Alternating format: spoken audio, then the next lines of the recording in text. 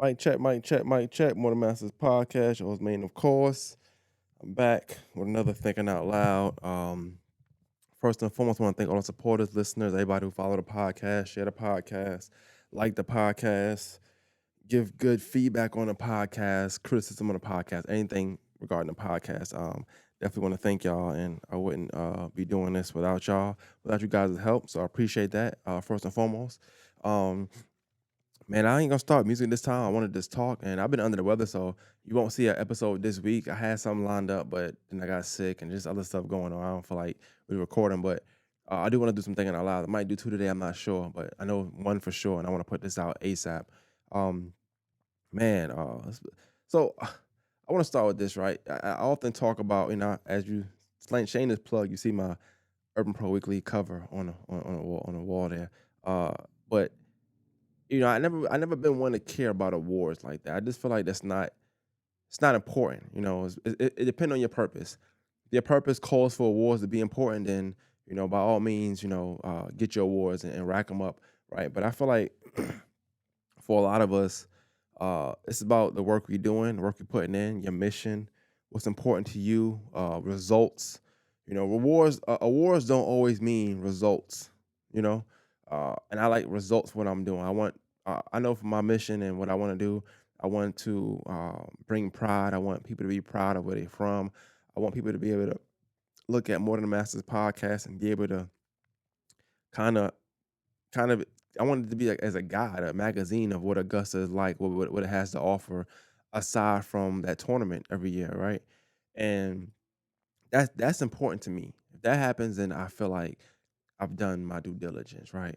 But aside from that, man, uh, and don't get me wrong, I'm not saying that if I win an award, I won't be happy or that it wouldn't be nice to have an award here. But you know how I feel about awards. You can make your own. I feel like I can make my own award if I wanted to. If I wanted to just have an award here. But I say that to say I was doing some thinking and I thought about the last episode I had, right? So my last episode, for anybody who isn't following or just only watches Thinking Out Loud, I had Miss Karen Gordon on, and she brought a guest on by the name of Miss Judith Tanksley. And Miss Judith Tanksley is a two-time breast cancer survivor. And Karen Gordon, the coolest, right? Um, and y'all know if you watch the podcast, I feel like Karen Gordon just means so much to the city and to me, and just the growth of people and the connections of good connections, right?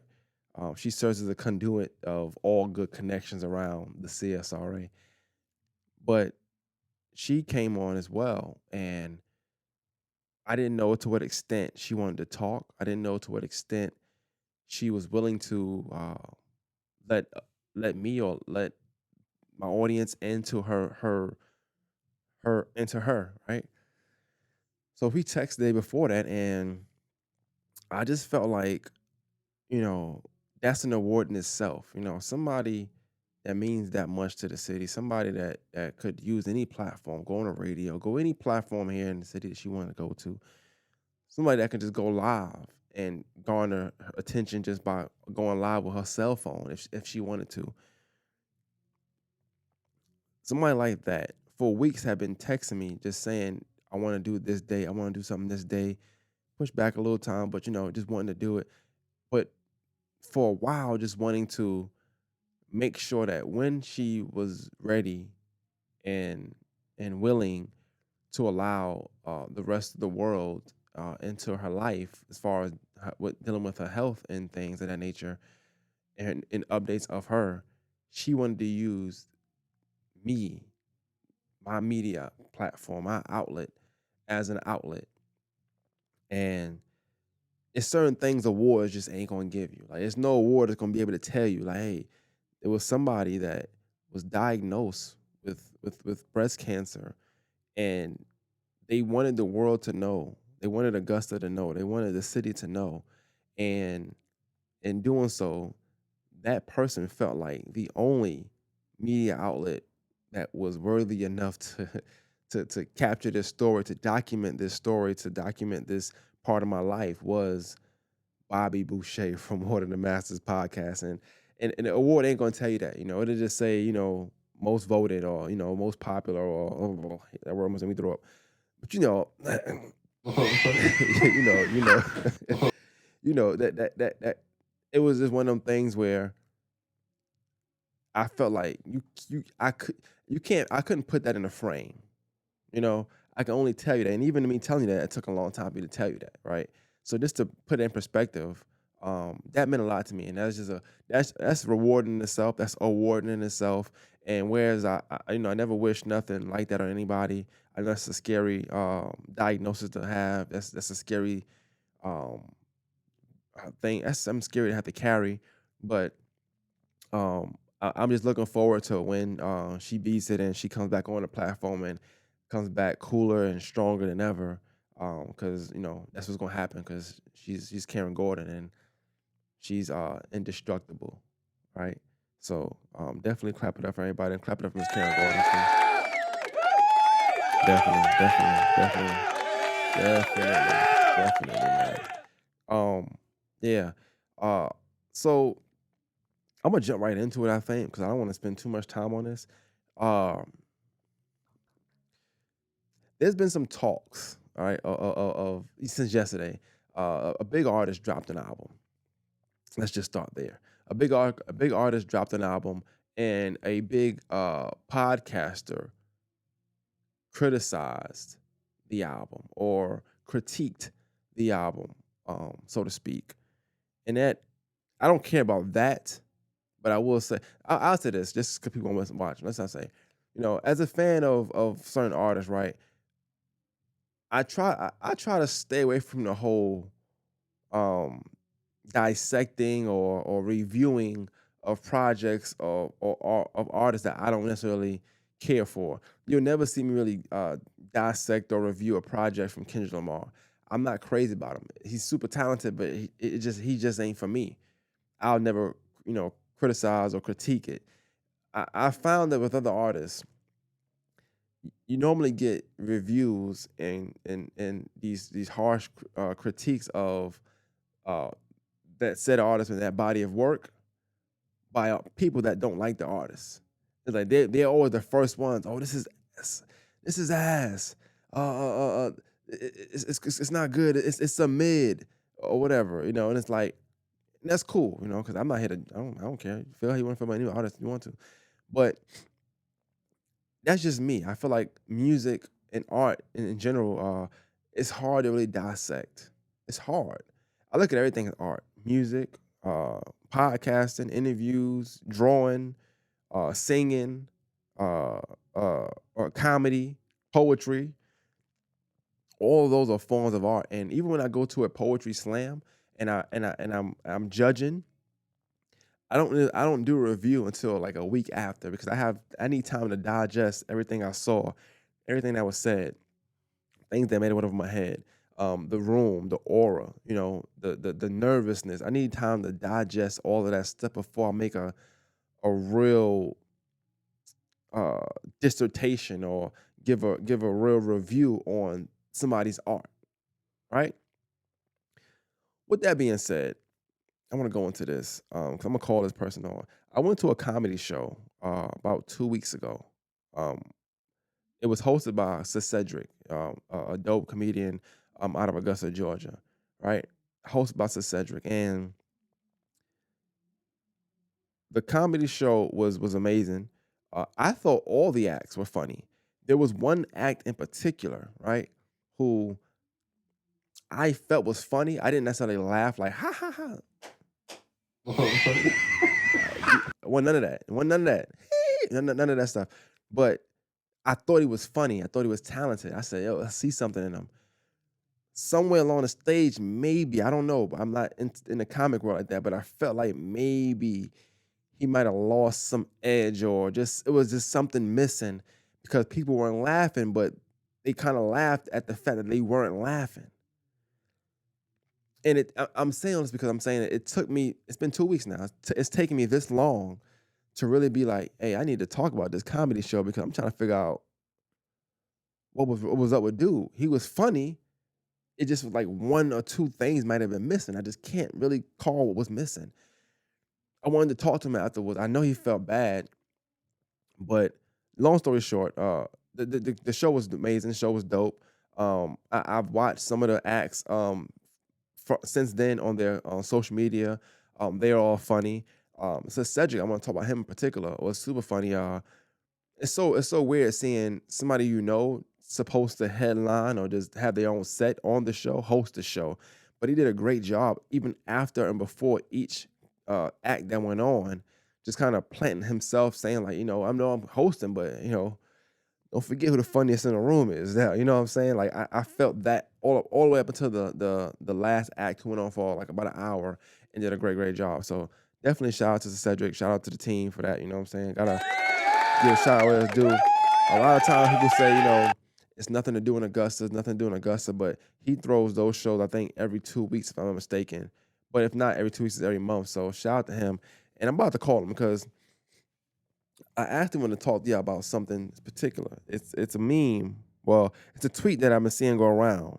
And when I spoke about the artist, which was Drake, and the podcast, which was Joe Budden, having this back and forth in the meme thing, I don't care about their back and forth like at all. They have their own very, very deep rooted problems with each other, I'm pretty sure. What I do care about though is the look. How does it look? Right? You see someone express their opinion or a critique or criticize someone's art or someone, whatever it is, and then you see that person take that criticism as a shot, a jab, or whatever the case may be, and they react the way they react. And I've seen a bunch of people talking about it. But the problem there is that people often make it about the people so much. So it's not about Drake. It's not about Joe Budden. I'm more concerned with that exchange of, hey, I'm throwing criticism to you and what you giving me back. Like, are you taking this feedback in? Are you lashing out at me? Are you trying to ridicule me now? Like, and what's the reasoning behind it? Right? So I want to read this tweet before I make my first call because I'll talk about it afterwards. I want to read this tweet. I think I screenshot. I got to get back on my. Did I screenshot it? Yeah. All right. So the tweet says, unpopular opinion. Criticism should only come from people better than you. I might have messed that word up. Hold on. Unpopular opinion. Criticism should only come from people better than you. Shout out to Ken. I might call her too. She said, she shared that and said, wholeheartedly agree with this. All right. So the topic of the day is going to be, should criticism only come from people better than you? Gotcha? Gotcha. So let me call my first person real quick. Call Cedric and see where he at. Hope he ain't in the Falcons game because I don't take him to be that kind of person. Hello? Hello? Yeah. Hey, so Cedric, this is Bobby Boucher from the More Than Masters podcast. How you doing?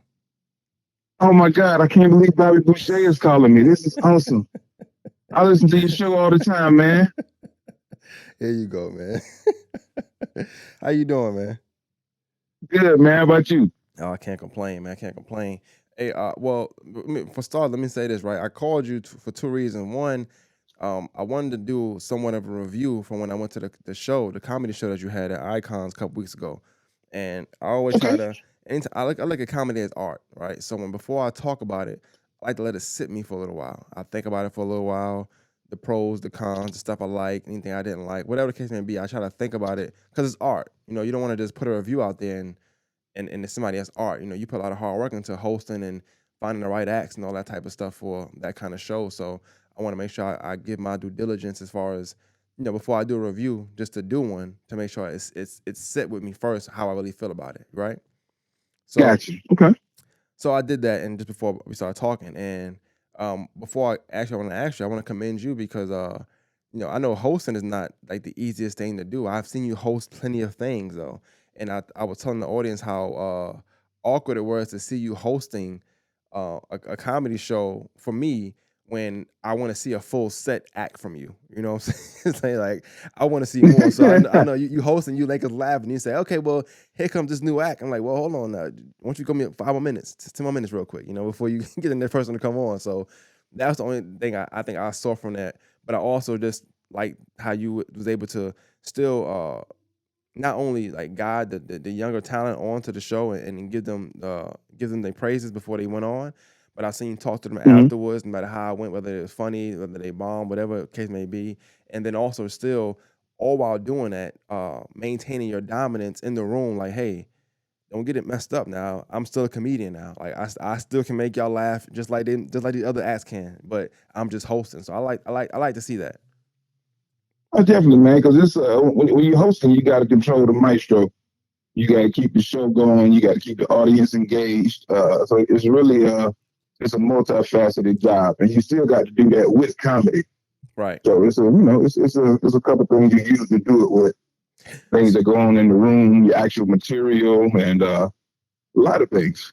Well, before I know this is funny, I have to ask you that, but before I get into the meat and potatoes of the question I'm going to ask you though, it just came to my mind. There was one act that I thought was really really funny, and before he came on, you actually gave him like probably the most praises of anybody that night, and I don't think he did what he expected to do, or I don't know, like it was kind of awkward. 'Cause he's up there, he had good stage presence. They weren't really laughing as much as maybe he wanted them to, and I remember you talked about it afterwards. You was like, "Hey, he was funny last time I saw him." But he seemed to be funny. Like, what do you tell somebody like that afterwards? Like, what kind of feedback do you give them after a performance like that? Man, just keep going, man. I mean, this comedy thing is, you got to take it with the good, bad, and the ugly. And it's a variety of rooms that you do too. Right. And if you're not with the room that you're comfortable doing, because last time I saw him, he had his whole get up was different, and he just changed his whole approach up. And I think with African Americans, man, anytime you go to any type of unconfident lane, or you go to something else, or you get on your phone and start looking at it, you automatically lose black people. Black people are like, nah, this ain't what we came to see. So, Well, and I think that's what happened, man. And I, once he went down the rabbit hole, he just couldn't get out. well, I actually thought it was pretty funny. I thought that maybe his punchline maybe didn't hit as maybe he wanted him to hit. It wasn't like super Hmm. polished, but I felt like you seen promise in him. Like you could tell he's funny. Yeah, He never definitely. lost his Yeah, he's confidence. got some great material, man. But once a young comic, his confidence is frayed, it's hard for him to get it back. Right, right. Well, this brings me to my next question I want to ask you. So the question came from Twitter, and I thought about you because of what you do, and I said this would be a good person to ask because you've been doing comedy for some time now, and I know you had Hmm. your hand in other people's careers, whether it's helping them and things of that nature. The tweet was pretty much, "Don't give me criticism unless you're better at it than me," something like that, some to that extent. What would be, because you was in comedy you would be considered an OG, right? So Hmm. what kind of, like, how do you feel about that thought process? Ooh, now from a personal standpoint, yeah, I can understand why people feel that way because it would be like somebody who's less accomplished criticizing what you're doing.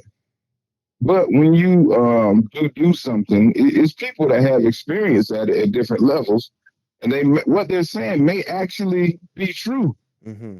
But you don't want to take it from somebody who ain't doing it at a higher level than you. Right. So I understand that to a certain degree. I mean, it's just personally how you feel about it. Because I mean, What people do have experience and they have some good advice based on what they see. Now, me personally, I coach basketball. I'm not as good as Phil Jackson, but it's a couple times I looked at the Lakers and was like, damn, Phil, you need to call a timeout. But I'm Yeah, not yeah, nearly yeah. as good as Phil Jackson. I got you. Hey, Phil might be like, man, shut the hell up, man. I'm Phil. I know what I'm doing. But in So, that same breath, that's a perfect example because Phil Jackson coached Michael Jordan and Kobe Bryant. These are two like decorated players. They say some of the greatest of all time, depending on who you like. You don't think yeah, you don't think they took his criticism? Of course, he wasn't the same uh, basketball player as they were. He played ball. He wasn't really that great, but I'm pretty sure they took no, he they wasn't took his good at them. criticism. But I mean, at coaching, I mean, they have to take that from him because he definitely accomplished a lot. Yeah. He definitely had experience. I mean, and like he was an NBA player, so So he could get to people and relate to them. I think it's all about how you receive the material and who you receive it from. what about in comedy? Because some people, How it's, like in oh comedy, yeah, how some does people, that work? huh? How did that work in comedy though? Is that the same thing in comedy? Like, would that be the same thing? Like, do y'all not like, or not y'all, but your field, your line of work? Is it a thing Yeah, where if somebody feel like, hey, you're not funnier than me on stage, so don't give me no feedback, don't give me no criticism of what yeah, I should do? yep, definitely. Because it's a real male driven. It's an ego thing, and you suck. I don't want to listen to nothing you got to say, Hmm. and we take it really personal. So Okay. yeah, so I can understand how people. Because I felt that way before. But when I actually stepped back and got some more experience and looked at the game and looked at, the actual advice that people were giving on certain things, yeah, they are, they can't be right. Okay. All right, look, man, I definitely appreciate you, calling. I like to give my like my spiel at the end of it. I let all the callers say their piece, and I kind of go from there. But definitely, I agree with what you're saying as far as like when you feel like you're better at something, it's hard to really take Mm-hmm. advice from somebody you feel like isn't really better at you and what they're talking about. Because it's like, well, won't you do it yourself? I get it. I definitely Yeah, get it. I definitely get that. But definitely appreciate you. I oh know yeah, you're a busy man. Appreciate you for taking time out to talk to me and grace the podcast, man. You gotta come back on again. for sure, man. I appreciate you for reaching out to me, man, coming out and supporting, and I definitely, man, anytime, my brother. All right, man. Appreciate you. Thank you. So that was comedian Sir Cedric. Shout out to him once again for calling. This is my thing, right? I wasn't sure what to expect his answer to be with that. Um, but this is why I feel about that. I feel like when it comes to criticism, I don't think you have to necessarily be better than a person to have any type of critique on them, and whether you will, if somebody's saying they don't accept critique or criticism from somebody, unless they better than them, that's on them. But then you're only subject to change uh, if somebody is better than you. Like, what if you're the best? Like, do you not take nothing from nobody? Like, so like LeBron just shouldn't take no kind of criticism from no other basketball player because he feel like he the best player in the world. Uh, Jay Z, your Kendricks, your Cole, your Drakes, whoever, they shouldn't take no kind of criticism from anybody that raps if they don't rap better than them, right? I get it, but it don't make sense at the same time because you got to listen to the fans. People want what they want. People like what they like, and I feel like you shorten yourself by thinking that way. Like to think, and I'm not. If you do think that way, that's fine. I'm not like dissing nobody. It's just that's tough. That's a tough decision to make. Like I only want you to critique me if you're better than me. Like, it's like I only want you to judge me if you live better than me. But in all actuality, you only get better by your peers. So whether I'm better than you, you better than me, whatever, we're peers. So iron sharpens iron. Like you can get me better, I can get you better.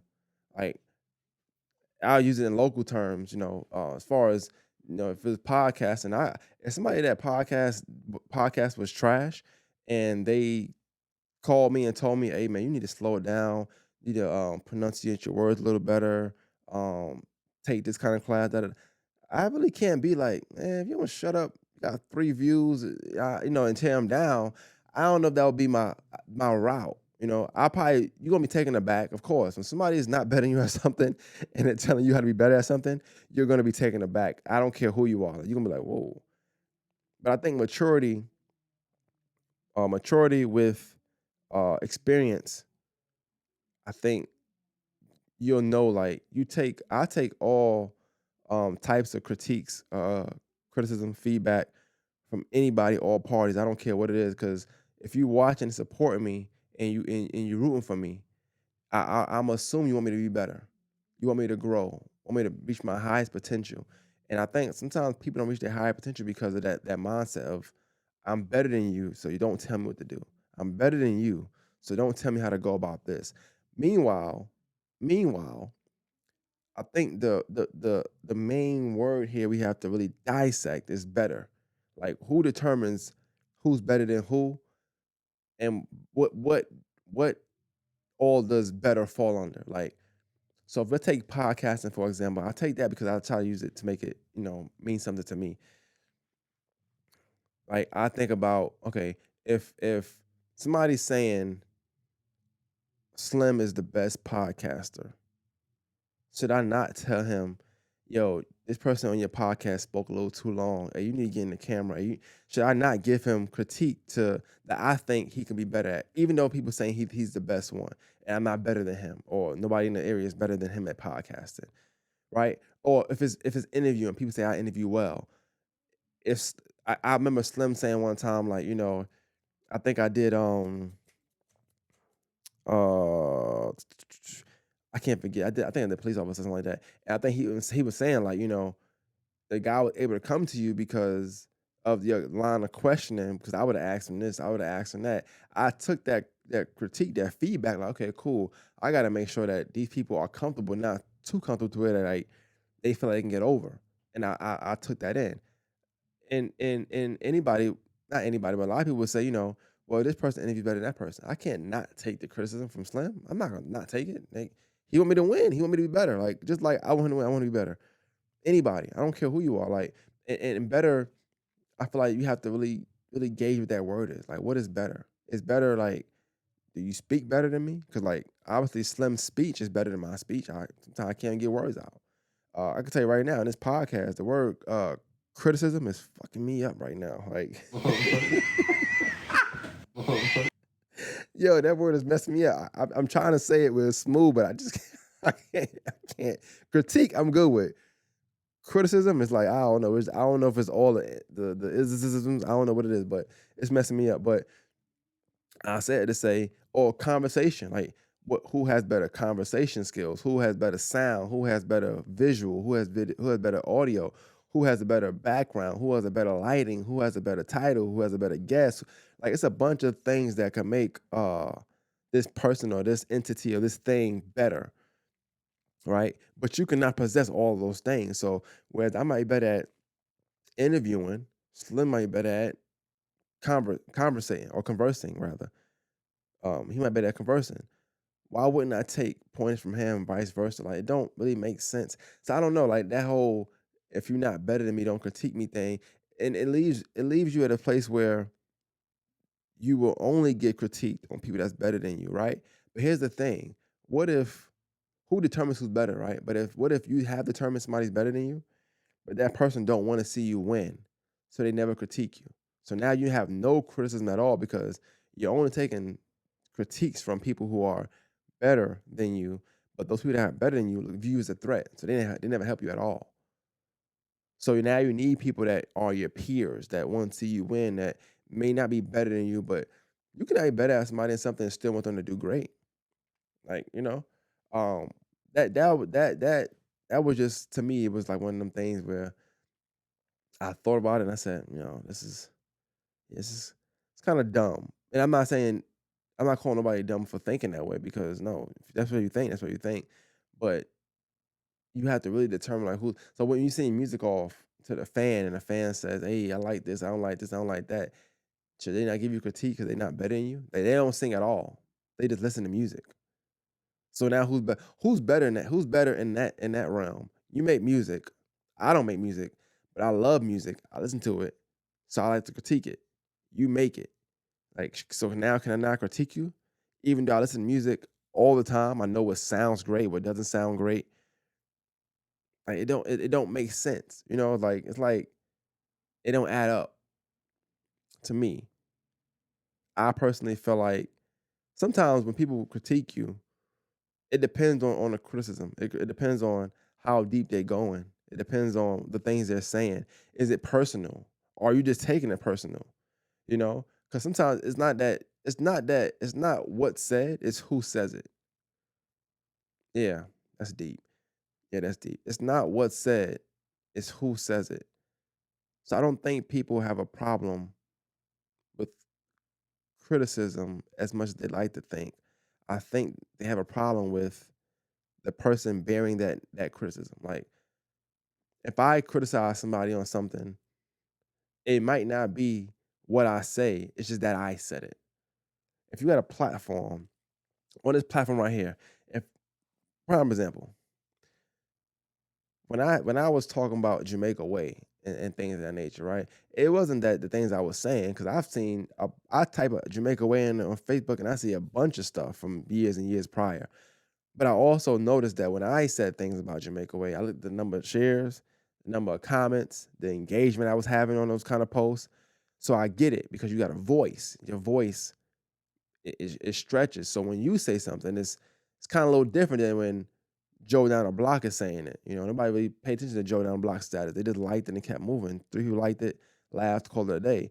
But you got 59 shares, 60 likes, and so I get it. Sometimes it's not the person saying it. I mean, sometimes it's not what's being said; it's the person saying it.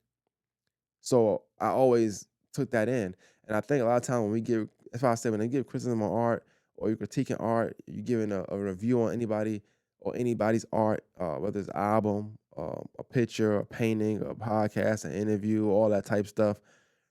It's super hard to just like not digest it first and then go ahead and go full throttle. I personally feel like you just got to digest all of that first, and then you go from there. Like digest all of it in, um, play it back in your mind a little bit. For music, I try to get it in different settings. I want to play it in a car. I want to play it sitting down, chilling. I want to play it cleaning up. That's how I that's how I review music. If I can't get my music in 3 different settings, I don't want to talk about it. So like I think it's wild right now. Drake dropped the album on Friday at 6 in the morning, and it was reviews at 2 p.m. on Friday. It's like, bro, it's not even a full work shift yet. Like it's people at work still from early this morning. You got a whole dissertation on the album. That's crazy. Like I had listened to the album in 3 different settings, and it's not even just the settings because you can go to a car, the room, and somewhere else and listen to an album in a matter of 2-3 hours. It's not about that. It's about taking it in, experiencing the album, experiencing the music. And that's how I have to. If I have to review an album, I have to do it that way. A song, I have to do it that way. Listening to it on a car, I'm listening to it just chilling, listening to it cleaning, listening to it washing the car, listening to it outside, sitting down, just watching the world pass me by, whatever. I'm chilling. I'm visioning the music in my mind. I'm making my own little video in my head. I'm trying to uh these words and pictures that they paint. I'm trying to view them in my mind, and that's how I can come up with my uh, album review or review of an album to me. But I feel like it takes me about 3 to 5 days to really review an album, and I gotta really be all in like with it. But everybody different. No, some people can listen to it one time, halfway through, and they just give you they spill. Sometimes it's clickbait, sometimes it's not.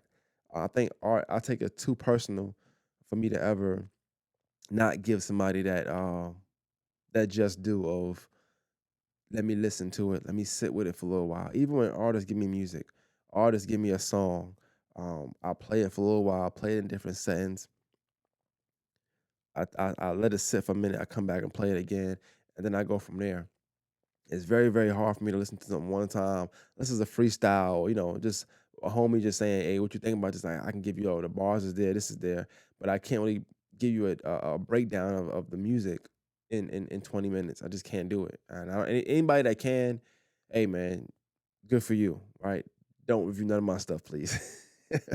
Please don't review none of my stuff, man. Just take it seriously. I try to take everything I'm doing serious, so I want the same return. But yeah, what's your thoughts? Like if you got this far to the podcast, give me your thoughts. What are your thoughts? Like, do you feel like is that a thought you have? That a thought you have like somebody shouldn't critique you unless they better? I actually had a conversation this today about that, and you think about it, just not just in art, just in the world.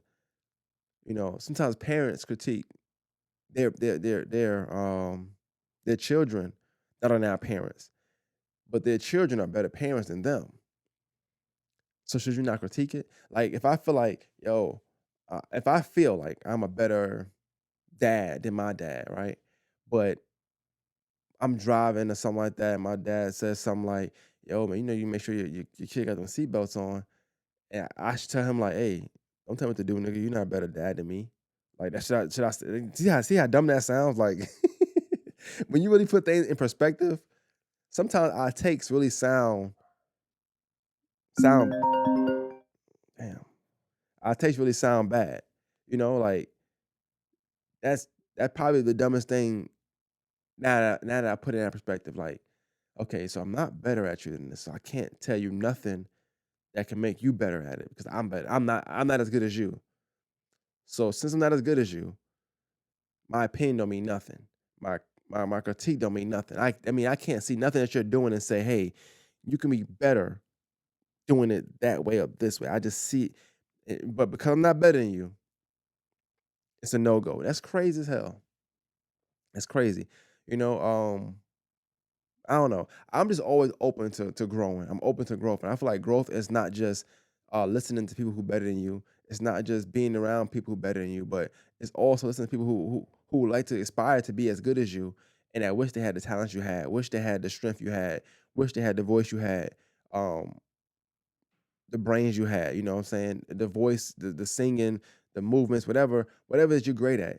They wish they had what you had. You think boxers you think the boxer can't beat up his trainer? Probably so. He's the boxer. He's the talent, right? The boxer can probably whoop the trainer's ass, but the trainer knows something. But that boxer is probably better at boxing than that trainer. So that boxer tell that trainer, "Hey, look. I don't need that. You're not better than me." You know what I'm saying?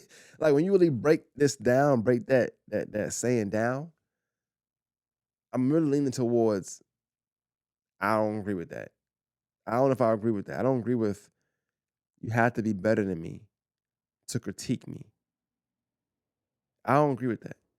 But I do feel like when you're critiquing, you gotta make sure you don't take it personal. Make sure, when you're critiquing somebody, you gotta make sure you don't cross the line to where it's personal. I feel like a lot of times people critique things and they critique from a personal standpoint. If I played a song from Big Sean right now, and I know such and such don't like Big Sean, I say, how you think about what you think about that? It's trash. It's personal. You don't like Big Sean already. You didn't give it a chance. You thought it was trash the minute he said "boy" on the song. Like you thought it was trash then.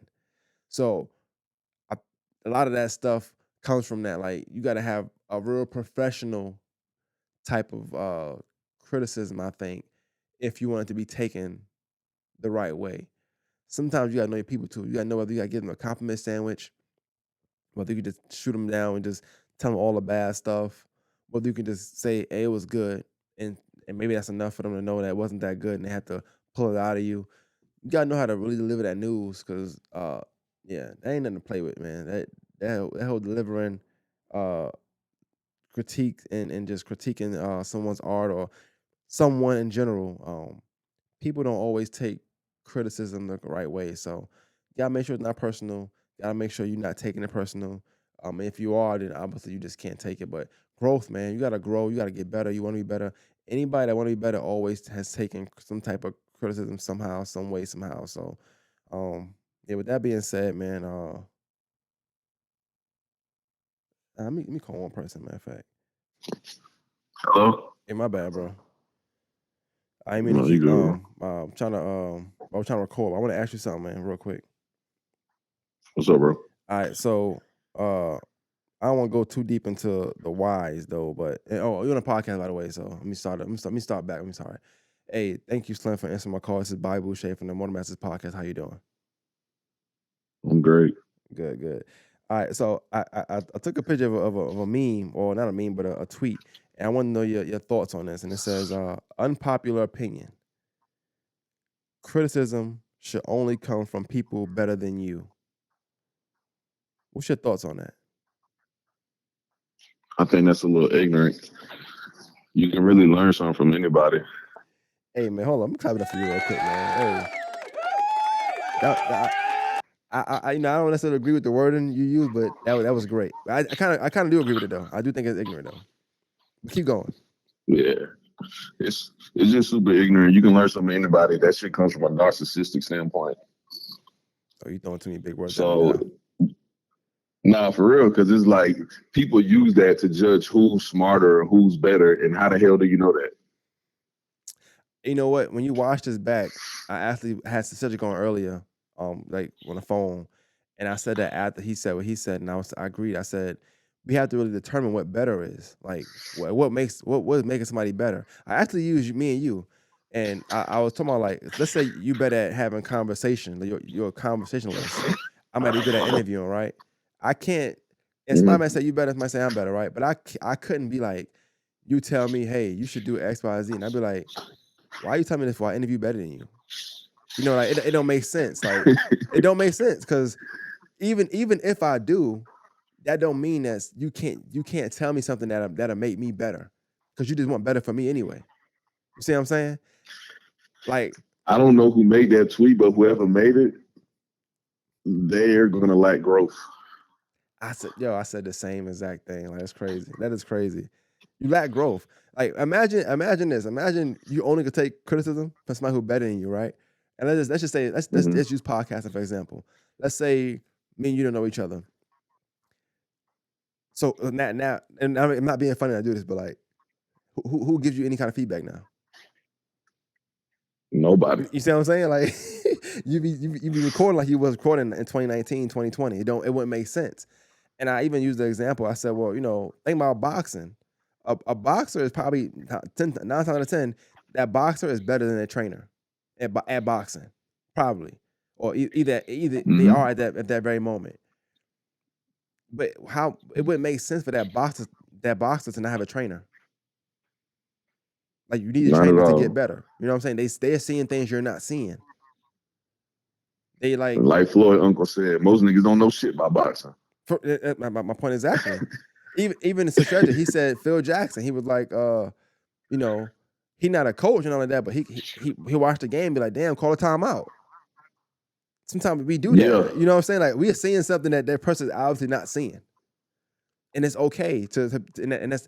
But this came from the whole the Drake Joe Budden thing, which I don't care to get into. But I thought that exchange, I think at least birthed this tweet. I don't know for sure. I'm just assuming that because that became a thing yesterday, and my thing was, you know, you could not be better at something or not as decorated as somebody, and still be able to get that person to the next level. I don't I have to. 100% agree. I don't have to be better than you to get you to the next level. I just gotta know what I know. And I get the whole, with Drake and Joe Budden is this, but they stuff is more personal. I feel like that comes from a personal standpoint. You got like a personal disdain for somebody. And I get it. Me and you are like that. Like we can't, there's certain things we can't say online, or certain things we can't say in our pod because of our voice. So I don't think it's what Joe Budden said. I think it's that Joe Budden said it. Yeah, I just got done recording about that this morning. Drake lost, bro. Did you want that argument? Yeah, I just think it was odd. I mean, they both light skinned, so it's weird to me. But I think it was odd. No respect to you, I know you light skinned too, but it's just odd that he wrote all that. It's like your album just came out 24 hours ago. Like you bro. should I be just told I celebrating. just told Damo, whoever talks about how much money they got first loses. You know what?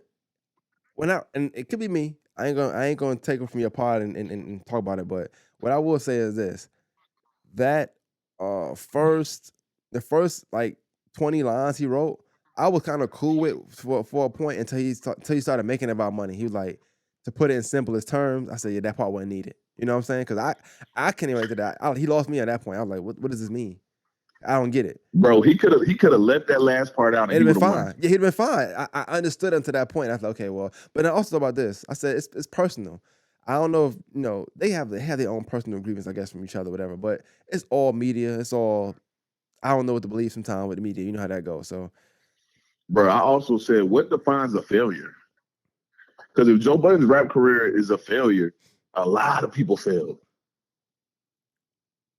that's true. That's true, but you would have to expound on that because I don't know. Like, I'm a big Joe Budden fan. Even before the podcasting. Well, the example I used on my podcast was let's say we made a top 10 best rappers in the game right now list.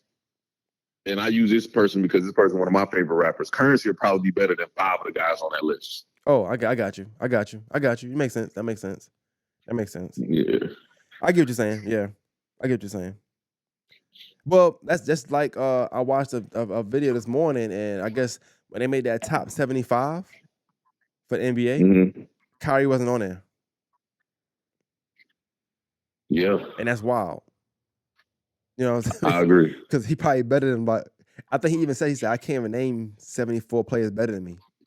You know what I'm saying? So when you think about it, it's like, yeah, Especially offensively. there. You know, so I get it. I definitely, and I get what you're saying. Like, but it's all perspective, and I hate using that word. 'Cause I feel like now people gonna start using it as an angle, perspective. But it is like I can see why Joe Budden's career is a failure to Drake's because they kind of do similar music in a sense, and Drake just took it to another level. I can see that, but at the same time, Joe Budden, I mean, you got a hit record. I mean, you can't really be a failure when you got like one of the most monumental records in hip hop anyway. So if he's not known for anything else, he's gonna be known for Pump It Up. And I hate to say it that way, but it is what it is. Yeah, and that can't be a failed career. But he can rap too, though. It's not like he can't. It's not like he was ass rapping. Like that's another thing I think I want people to know. Like he wasn't a bad rapper. That wasn't the case.